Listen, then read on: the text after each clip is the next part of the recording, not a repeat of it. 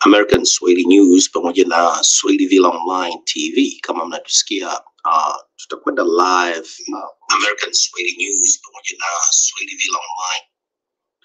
Tutakwenda live kama dakika 6-7 hivi kumsikiliza makamu wa rais wa Marekani hapa, Kamala Harris. Atakuwa akiongea na Africans in Diaspora Young Leaders Forum katika siku hii ya leo, ambapo tunajua kwamba hapa Marekani katika muda huu viongozi wengi zaidi ya 54 marais wa Afrika wapo hapa Washington DC wakifanya mikutano mbalimbali, na vilevile watazungumza na rais wa Marekani Joe Biden. Lakini katika kipindi hiki cha leo hii tunajaribu kuwaleteeni tu hotuba ambayo makamu wa rais wa Marekani Kamala Harris ataongea na African Diaspora Young Leaders, ambapo mkutano huo unafanyika hapo Washington.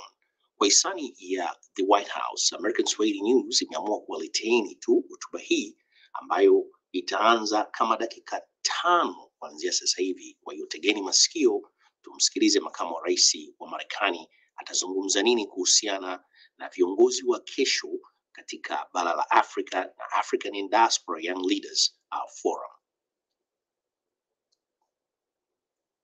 Tunaendelea kumsubiri au kuisubiri hotuba hii.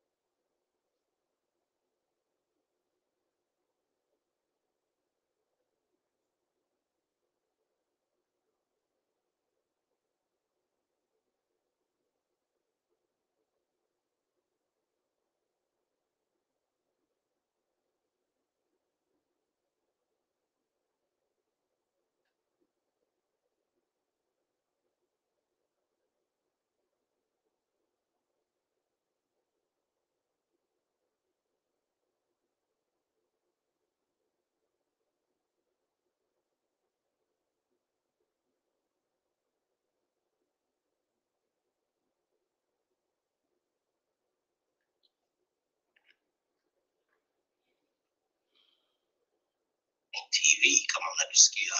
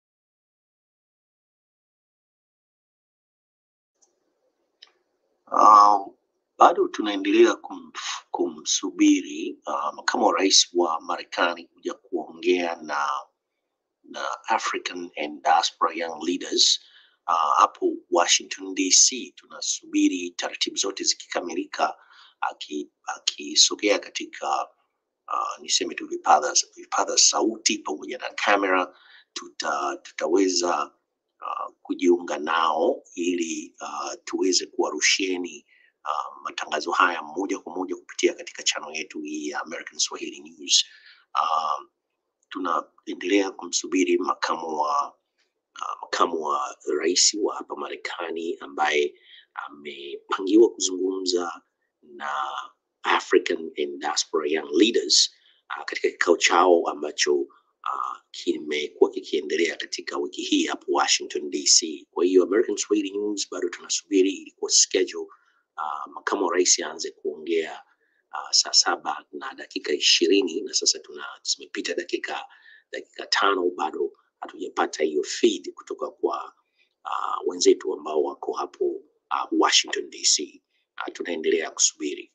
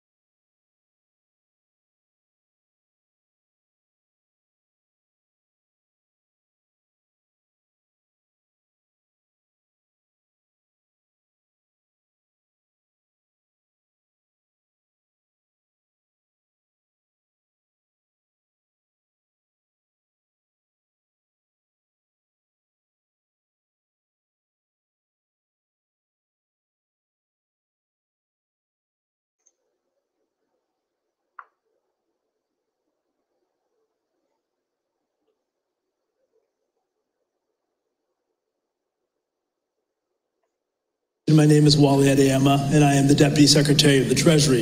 And I want to thank the President of Ghana for being here today and for his efforts to strengthen the African diaspora community. The success of Ghana's Year of the Return in 2019 is an inspiring example of how to draw on the United States' large and engaged diaspora communities to build closer ties between Ghana, Africa, more broadly, and the United States. For me, a number of my friends had an opportunity to go to the continent for the first time during the Year of the Return, and to think about their role and their relationship with the continent that we have all come from.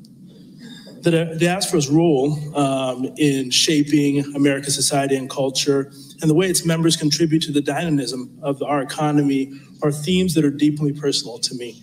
The story of the African-American diaspora is one that is part of my story. My parents, although they raised me in Southern California, came to this country with me in hand, immigrating here from Nigeria. I know firsthand a few Nigerians in the crowd. And while they brought me from Nigeria, like many African stories, they touched on many different countries in their journey in Africa.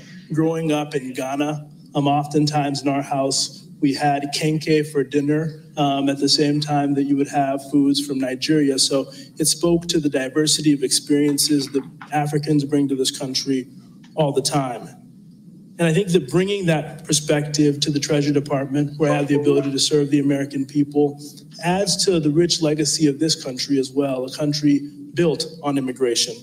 And the contributions the members of the diaspora make here, big and small, matter greatly to the United States economy and to our culture. But the diaspora also contributes to Africa. Brookings study estimates the diaspora last year contributed $46 billion in remittances to Africa. And beyond the economic contributions, the people-to-people engagements creates ties that imbued this country and Africa with deep knowledge and a shared sense of common aspiration. Strengthening this community at forums like this one allows us to cement and deepen the ties. In doing so, we exchange openly and freely about challenges, and I'm aware of the multiple shocks African countries face today. And it's something that we should speak about openly and transparently. As all of you know, I am not the most senior person to serve in the US government from the African diaspora. I had an opportunity to work for President Obama, both in his administration, but also helping to run his foundation. And part of what all of us know as young leaders in the African diaspora, which I consider myself part of this community, is that critical to our abilities to succeed is being able to see ourselves in leaders who have come before us, finding the type of mentors and examples that have blazed a path for us. And today I have the ability to introduce one of those mentors for me, one of those leaders who have blazed a path that has allowed me to be in the role that I'm in today, and that is Vice President of the United States, Kamala Harris.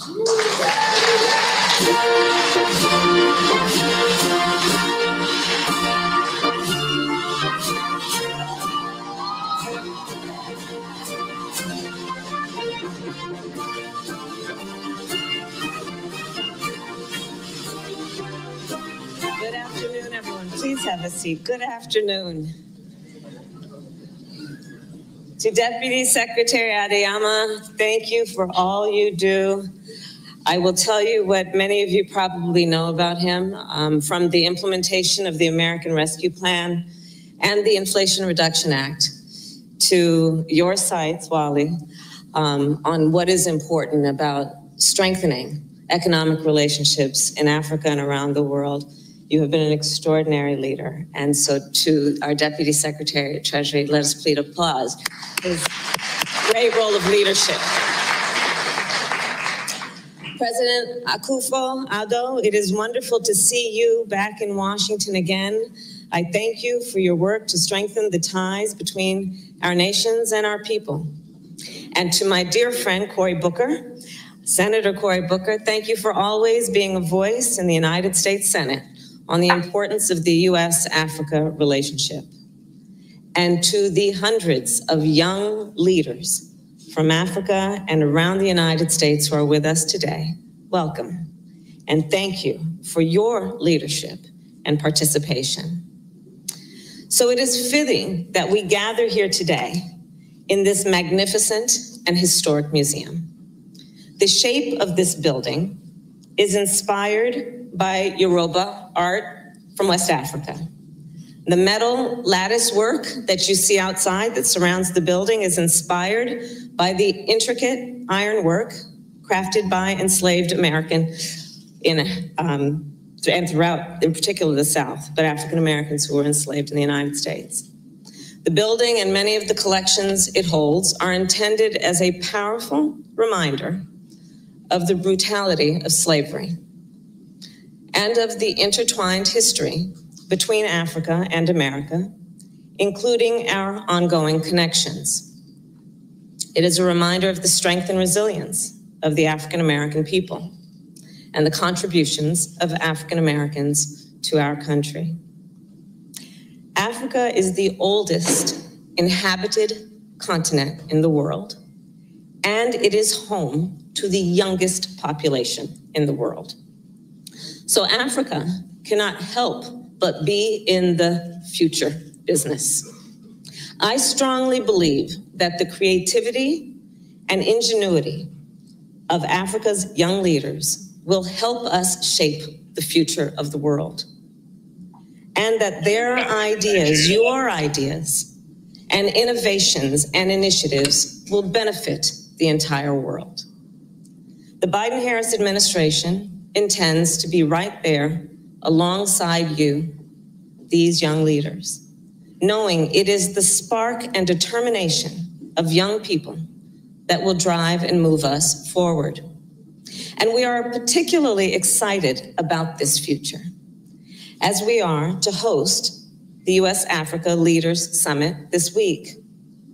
In the coming days, as well as the months and years ahead, our administration will invest our time and our energy to fortify partnerships across the continent. Partnerships that, importantly, are grounded in candor, openness, inclusiveness, shared interests, and mutual benefits. And overall, our administration will be guided not by what we can do for Africa, but what we can do with Africa.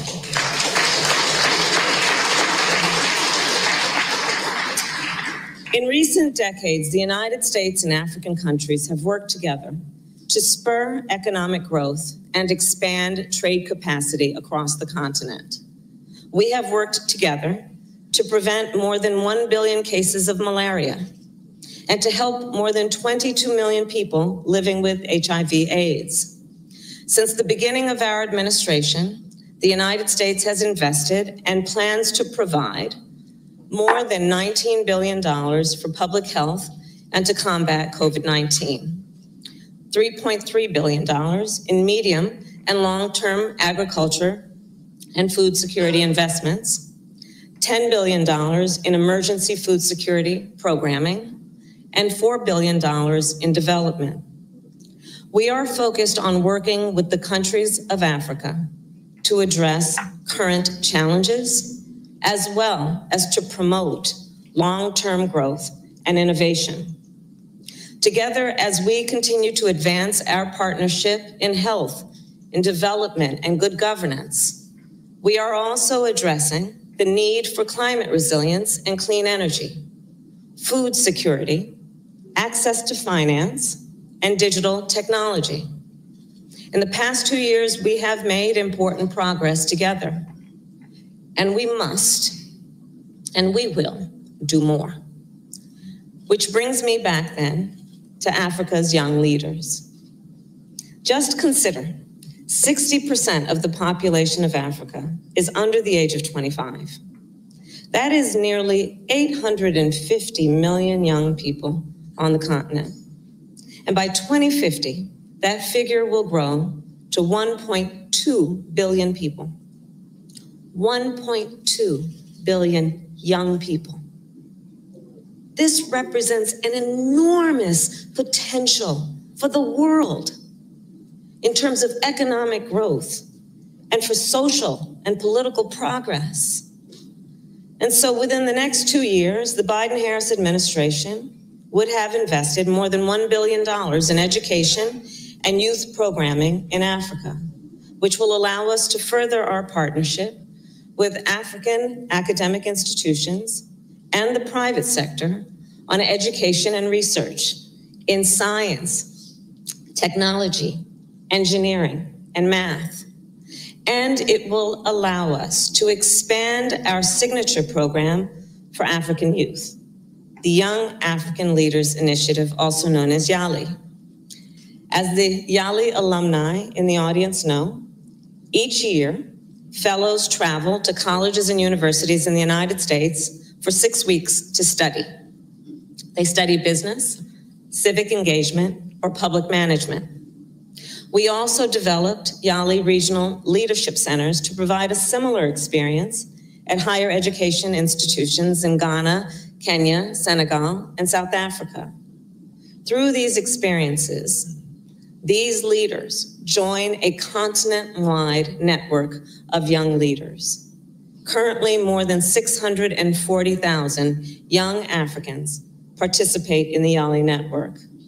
In fact, today, yes, And today I actually met with some of the distinguished alumni, including a young woman who has worked to provide access to clean water for rural communities in Benin.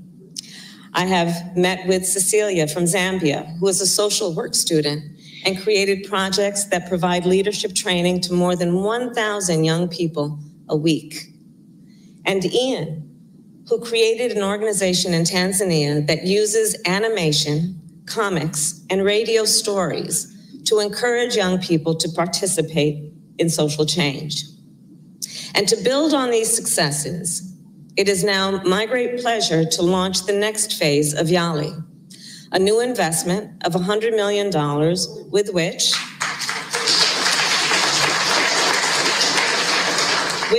we will expand networking for alumni and connect them with social impact and business investors. And in so doing, we will continue to foster the ingenuity and creativity of young African leaders. These young leaders, the majority of whom were born in the 21st century, are coming of age on a continent with a vibrant spirit of entrepreneurship, from the tech hubs of Cairo and Nairobi to the incubators of Accra and Cape Town. African innovation benefits the entire world. Think of the Kenyan innovators who created a local mobile payment system that transformed global payment systems, or the Ethiopian startup that uses artificial intelligence to forecast changing trends in agricultural production and the climate crisis, and now is being used to battle food insecurity around the globe. Or the Nigerian fintech company that created a digital store at the height of the COVID-19 pandemic, which allows small businesses around the world to sell their products online. It is in the spirit of all of that that this week the United States Export-Import Bank is entering into a new memoranda of understanding with entities in sub-Saharan Africa, whereby we will provide more than $1 billion to finance American commercial investment in Africa. This, we know and believe, will create jobs and opportunities in various sectors, and in particular, the renewable energy sector, in agriculture, water and sanitation, and infrastructure.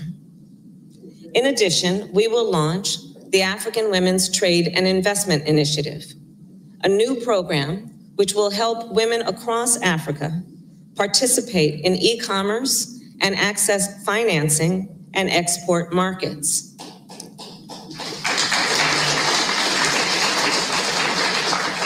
And that is because we all here know, when you lift up the economic status of women, you lift up the economic status of their children, of their families, and all of society benefits. And so we will also then relaunch the African Women Entrepreneurship Program to provide microfinancing to women to support their ambitions and their aspirations. So for example, Minata Kone, who owns a cashew processing factory in Burkina Faso, is an alumna of this program. She secured a contract as a supplier for Costco. And when she expanded her factory, she hired more women. She then partnered with Costco to invest in training cashew producers in other villages to help them reach the international marketplace. Another alumna of this program, Israela of Ghana. When she graduated from college, she couldn't find a job. So she went into her savings and started to experiment with cosmetics in her kitchen. She ultimately created a line of natural hair and body care products, and she now exports her products to Asia, Europe, and the United States. Her products are actually sold on Etsy and Amazon if you're looking for them. And she continues to provide vocational training to women in rural communities, because we know that when we invest in populations that have the incredible capacity of these young leaders, they also take it as part of their personal responsibility to build a legacy so others can follow. And with determination and access to finance, ingenuity knows no bounds. So to invest in the future, we must invest in our young people. And to be effective, we must strengthen a broad coalition between government and community leaders, philanthropic leaders, business leaders, and young leaders. And of course, with the African diaspora, so richly represented in this room. Today, President Biden will sign an executive order to create the President's Advisory Council on African Diaspora Engagement in the United States.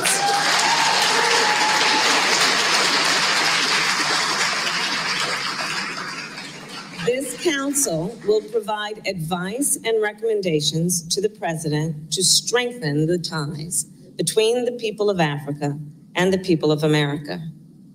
By working together, we can unlock growth and opportunity that far exceeds what any of us can achieve alone. But we must invest in this coalition. So let us work together to foster the spark of creativity and ingenuity in Africa's young leaders. Throughout history, in moments of uncertainty and change, the world has often turned to young people to help lead the way forward. Now is no different. So to Africa's young leaders, I say, I am an optimist about what lies ahead for Africa and by extension for the world. Because of you, because of your energy, your ambition, and your ability to transform seemingly intractable problems into opportunities. Simply put, your ability to see what can be unburdened by what has been. I thank you all. Thank you. Kama rais, kama mnavyoona ndo amemaliza hotuba na tunafunga matangazo haya.